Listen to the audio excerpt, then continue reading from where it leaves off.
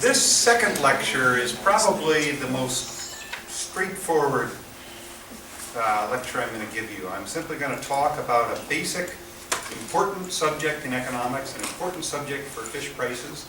And what I'm going to say is fairly non-controversial.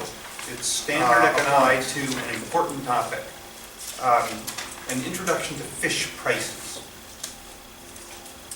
Prices are critically important to the fish business. How much money a fisherman makes depends just as much or more on the price he gets paid as on the amount of fish he grows. Okay, fish products reach consumers through supply chains. That's the term I use.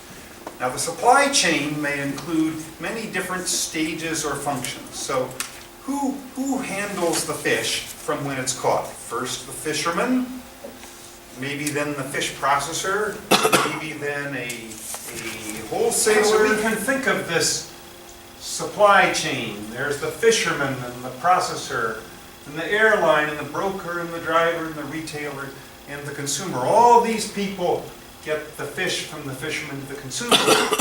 And the consumer pays money to the retailer, who pays the driver, who pays the broker, and the airline and the processor, and the fishermen and the workers and everybody. All the money in the fish supply chain comes from consumers. So the ultimate constraint on prices for everyone in the supply chain is what consumers are willing to pay. When economists do supply and demand analysis, they usually draw a graph that looks like this.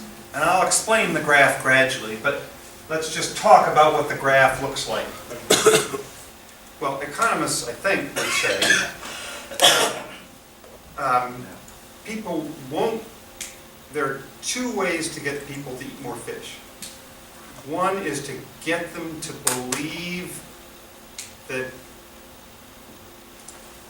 they want more fish, either because they think it tastes, they decide it tastes better, or they want to eat it because they believe it's better for them. The other way is to lower the price.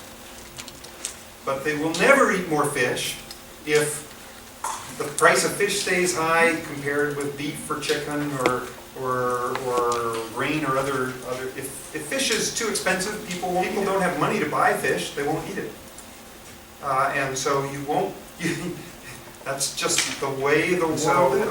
People don't eat or you buy things they can't afford or that they don't like. And so if you want to, you have to change the incentives. And the most powerful incentive is price.